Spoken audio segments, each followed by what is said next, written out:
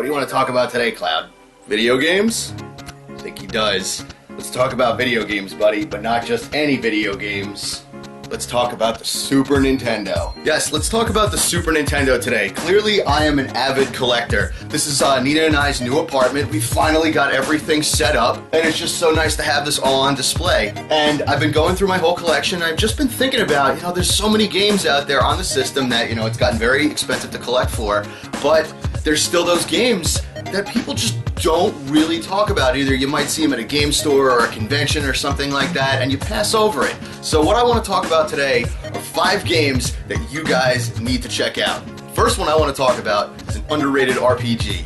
Now, Super Nintendo is known for its RPGs, but most of them kind of just fall into like those Final Fantasy tropes, save the world, use magic, different types of characters in a fantasy medieval setting, blah blah blah. You guys know the whole thing. The one that I want to talk about today is Shadowrun. I love this game so much. This is actually my original copy from when I was a kid. And if you guys are not familiar with the Shadowrun universe, it takes place in a near-future cyberpunk world, but also takes elements of magic and fantasy. So there's elves in the game, there's orcs, there's dwarves, and magic has come back into the game too. But there's also computer hacking, there's using weapons. So it's pretty much Blade Runner mixed with Lord of the Rings, and those are two awesome franchises, and Shadowrun blends them together perfectly. Now in this game, you play as Jake Decker. You wake up on a morgue slab, you don't know who the hell you are, and you just gotta figure it out from there. You are a former hacker, and throughout the game you can get all sorts of different weapons, you can get different magic abilities, you can talk to all these different people. The world is really cool. It's in this isometric view. There's all these different buildings that you can go into, and when you're talking to all these different people, you'll see in conversations that certain words will be in bold. Now, those words will be added to a queue of words that you can ask people about. So when you pick up those key words, you can ask people about other certain things and unlock other dialogue options and figure out more in the world. That's one of the big ways of how you explore and learn things.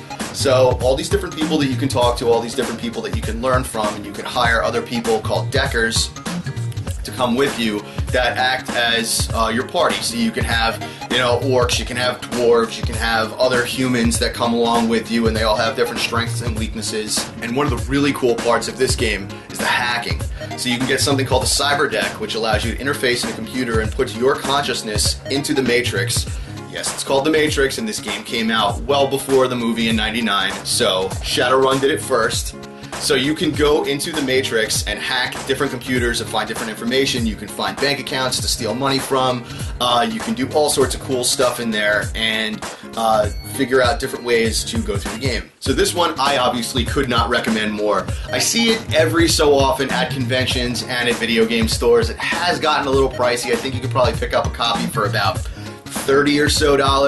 If you see one for around that price or cheaper, I definitely recommend snagging a copy.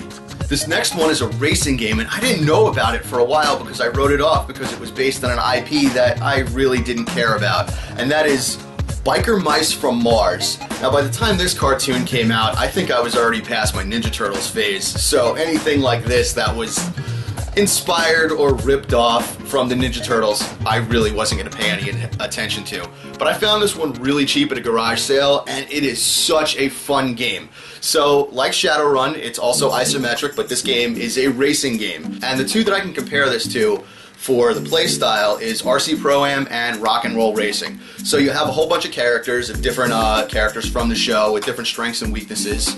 Some are heavier, some are lighter, some are stronger, some are weaker. Very much like the tropes of Super Mario Kart. But this game in itself is so much fun. The controls are really tight. There's so many tracks to the game. There's about 5 different areas that you can race in, and each one of those areas has about 7 different tracks. So there's a ton of variety here. There's versus mode, there's battle mode. It's so much fun. And it's got that Konami logo on it. And back in '94, Konami was only putting out quality games. So check out Biker Mice from Mars if you can find a copy of it.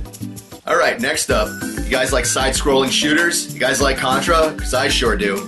This is one that I never hear about, and that is Gun Force. This game, like I said, is another side-scrolling shooter. It's based on an arcade port, which I didn't even know about. I've been playing this game since I was a little kid, and this is actually my original copy. So like I said, it's a side-scrolling shooter. You fight against an entire nondescript army of robots or aliens on this huge island, and there's all different places that you go throughout the game, all different levels. There's all different weapons that you can get. The really cool thing about this too is all the different vehicles that you can get. You can get ones that are like a little motorcycle where you can actually ride on the motorcycle, or you can use the weapon that's attached to it also and ride along it with that. And you could run enemies over, you could shoot down helicopters, you can do all sorts of really cool stuff. This game is very much based on a lot of the action movies from the time. The game is not that easy. Like Contra, it's only one-hit kill, and you do drop your weapon when you lose that, but there are little icons on the screen that don't disappear like Contra. They don't disappear, and they're all over, so you can pick up different weapons at any time. So you can have a laser gun, and then there'll be a bazooka right up top. You can switch to that if you don't want to. The laser gun will drop, and you can pick that back up, and you can switch back and forth. It's really cool. The levels get pretty long, and they do get very challenging by the end of the game. A lot of the bosses are one of those ones that take up the whole screen. They have a whole bunch of different guns to destroy, your weak point, very much like Contra, but this game is just a really solid game on its own. And like I said, I just never see anybody ever talk about this. So again, if you see this game, pick it up. Now moving on, brawlers were awesome on the Super Nintendo. There are so many good ones. And this one I never see, and that is the Combat Tribes. Techno's made this one, the same company that made Double Dragon, and it's very much inspired by that. So you can play as 3 different characters in this game. It's supposed to be in a near future New York City. There's all different over-the-top gangs that you get to fight. The game is very bright and colorful. It's a little slow. It's a little bit slower than Double Dragon, but once you get the controls down, it is so much fun. Your characters are so much bigger than the regular guys on the screen, so you can grab 2 enemies and clock their heads together. You could step on enemies when they're down. You can grab them by their legs and swing them around and throw them into other enemies. The game is so much fun. One of the complaints that I do have about this, though, are the levels are generally very small, that it's just essentially one really long screen for the first few levels that just scroll back and forth until you beat up a certain amount of enemies and then the boss appears. So that's one minor gripe I have about this, but otherwise the fighting is just so much fun. It's such an engaging game. It very much feels like Double Dragon, or it's set in the Double Dragon world. And one thing I must say that is kind of weird, this game is in New York City. The World Trade Center is very prominent right here, and the gang is called Ground Zero. Techno's new. And this last one that I want to talk about, it's a top-down shooter, and it's a movie-based title, and also LJN put it out, so I'm sure you see it at shows and you guys pass it by, but you shouldn't, because this game is so much fun, and that is True Lies. Now, by the time this game came around, LJN really figured out their shit. I guess they got a different development team, because they put out a lot of really good quality titles on the Super Nintendo around this time, and True Lies is no exception. It, for the most part, follows the storyline, or just levels and places that you see in the movie. Certain ones later on, like you do go to China and you have to disable all these nuclear bombs, and you have to go around to like these toxic waste factories like much later in the game, and then it comes back around to like the office building at the end. So this game does take some creative liberties, but it's so much fun. Right away, you start out with 3 weapons: your handgun, your shotgun, and your machine gun. And you can just pick up ammunition for those along the way. Your pistol, you never have to worry about. You have infinite ammo for that. You could also pick up other things like grenades and mines and stuff, and there is a ton of enemies in this game to kill. This game is not easy either. Right away, you're going to get bombarded by enemies shooting at you. And one of the cool moves that you have is a tuck and roll to avoid enemies, and it's very much like that Schwarzenegger action style, so it fits so perfectly within the True Lies brand, I guess you can call it.